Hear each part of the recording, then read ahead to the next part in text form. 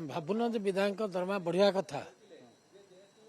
ଟଙ୍କା 80,000 ଦରମା ହଉଛି 35,000 ଏଥିରେ ଗୋଟେ ବିଧାୟକ କ'ଣ କରିବ ତା ନିର୍ବାଚନ ମଣ୍ଡଳୀରୁ ଭୁବନେଶ୍ୱର ଆସିବ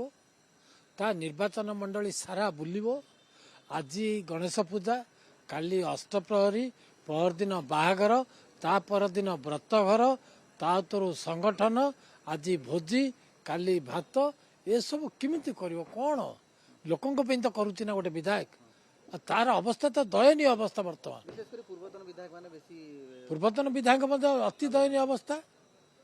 ସେ ସବୁକୁ ତ ସ୍ଥିତିରେ ରଖିକିରି ମୁଖ୍ୟମନ୍ତ୍ରୀଙ୍କ ପାଖରେ ଦୀର୍ଘ ଦିନର ଦାବି ଥିଲା ସମସ୍ତଙ୍କର 7 ବର୍ଷ ନା କେତେ ବର୍ଷ ହେଲା ବିଲକୁଲ ଦରମା କିଛି କରିନଥିଲେ ଆଉ ଗୋଟେ ବିଧାୟକ ଯଦି ଲୋକଙ୍କର ସେବା କରିବା ପାଇଁ ଅଛି ତାଙ୍କୁ ତ ସେ ମୌକାଟା ଦେବାର ଅଛି ସେତିକି ସୁବିଧା ଦେବାର ଅଛି ବିଲକୁଲ ଶୁଣୁନଥିଲେ କିଛି ଲୋକଙ୍କର କଥା ଶୁଣୁନଥିଲେ ଆଉ ଯଦି ଗୋଟେ ବିଧାୟକ ଠିକ ଭାବରେ ରହିବନି ସେ ଲୋକଙ୍କର ସେବା କରିବ କେମିତି ସେଥିପାଇଁ ନିହାତି ଦରକାର ଥିଲା ମୋହନ ମାଝୀଙ୍କୁ ଧନ୍ୟବାଦ ନିହାତି ଆବଶ୍ୟକ ଯଦି ବିଧାୟକ ଠିକ ଭାବରେ ରହିବେନି ଲୋକଙ୍କର ସେବା ବି ଠିକ ଭାବରେ ହେଇପାରିବନି ଏଇଟା ସମସ୍ତେ ଜାଣି ରଖିବା ଦରକାର ସେଥିପାଇଁ ଗୋଟେ ବିଧାୟକ ପାଇଁ ଦରମାଟା ନିହାତି ପରିଆ